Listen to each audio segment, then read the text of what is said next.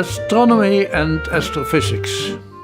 A European journal making its appearance with this issue merges a number of astronomical journals of long standing. Annales d'Astrophysique, founded in 1938. Bulletin Astronomique, founded in 1884. Bulletin of the Astronomical Institutes of the Netherlands, founded in 1921. Journal des Observateurs, founded in 1915, and Zeitschrift für Astrophysik, founded in 1930.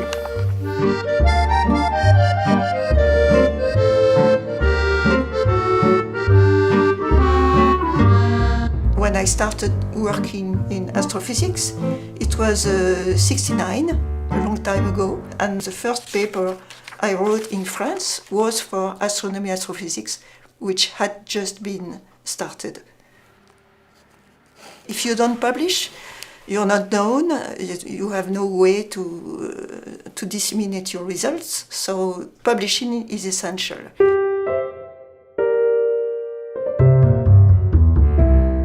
I thought it was an excellent idea to have a European journal because I think in all countries in Europe we have been fighting to get the adequate recognition from our international colleagues, especially across the Atlantic. And ANA was certainly a chance from the beginning.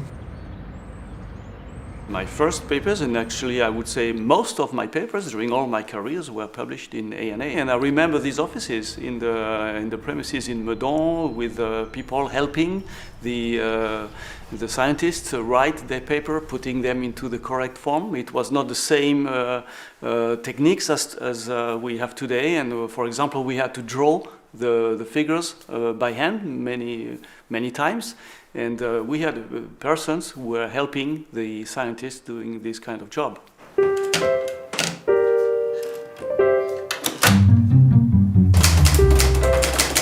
This is a circulation slip of a paper. This paper has been rejected, but this was the old form.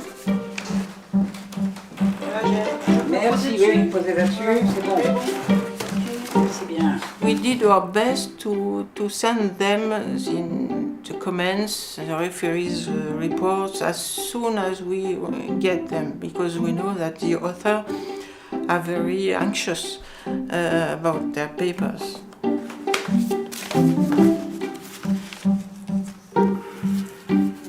It was very simple. You got a paper, you read the abstract, you glance through the text, see what it was about, you try to understand the conclusions, and then you thought, who else is doing this kind of research?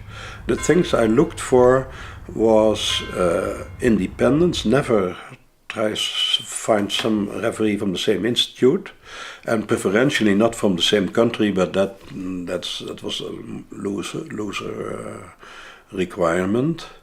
But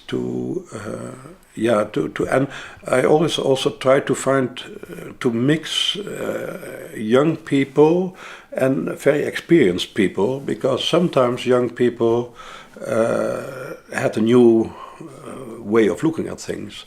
On the other hand, young people are much more intolerant, and they could give very, very negative advice when you thought, well, can't be all that bad. The most satisfying part is the fight with the referee, when the fight is a fair fight. So you have your argument, the referee has his or her own, and then you try to explain and justify your choices, your discoveries, and your findings. And some referees might not agree, and again, I think this is a healthy part of the refereeing process. And then this fight of convincing the referee that what you have done has a solid basis, and your results are solid as well. I think it's a really satisfying thing in the end. During the process, it's sometimes really painful, but in the end, it's really satisfying. And it's like, okay, this is what I deliver, this is my work, and I'm proud of it. So.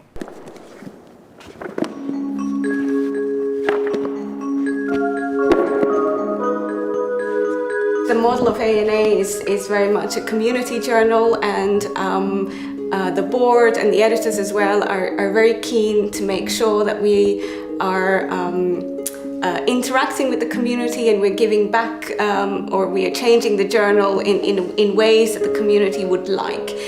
This can range from anything like, making the submission process easier to providing statistics on turnaround times, that sort of thing. And we're trying to make this as seamless as possible.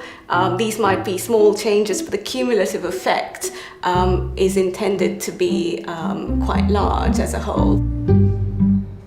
When I saw Astronomy and Astrophysics as a journal, I said that this is very, very interesting, because you can see through Astronomy and Astrophysics also the joint effort of European countries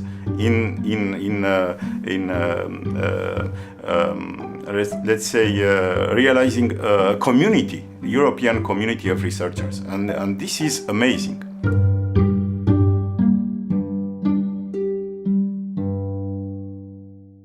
Now you can follow. Every week there is an important result. You have to decide what you are going to try to follow, what do you do, etc. So there are enormously more publications, and it's not that the quality is lower. It is absolutely not lower. I would say, if anything, it is higher.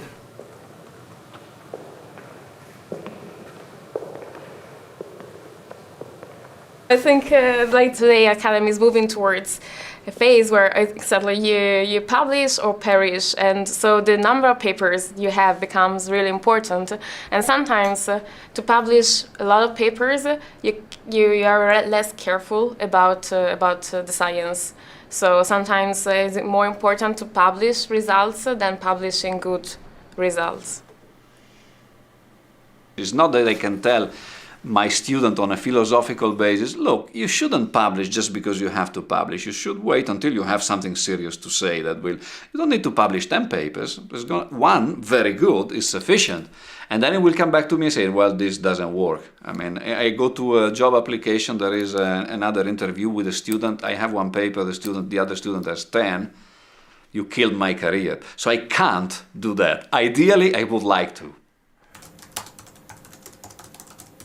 In a sense, I think it's not even enough nowadays to publish only, because people will not read publications to the same level as they could read them 20 years ago.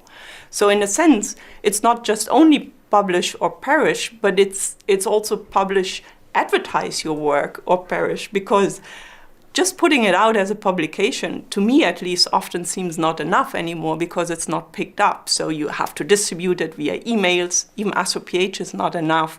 You put it in newsletters, you go to conferences to put up talks and posters and get it into as many review talks as possible, because publication alone is not even winning you positions anymore. I mean, that's my personal feeling, but maybe I'm too pessimistic in here. When we look at the way science is made, we have several, let's say, pieces in this scientific producing pipeline. We have the universities, where you educate people, but you also do your research. You have the big infrastructures, let's say ESO for ground-based observations, and ESA. And then, of course, all this, where does it end? You know, it all ends in publications, and these publications are then used actually to evaluate all the other aspects of this pipeline. So it's an essential part. It's an essential part of the scientific pipeline in any science-producing country.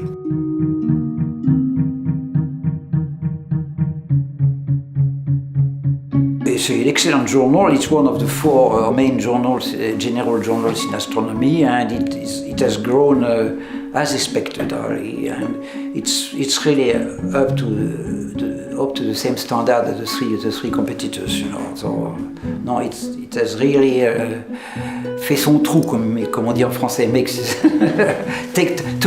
taken its place.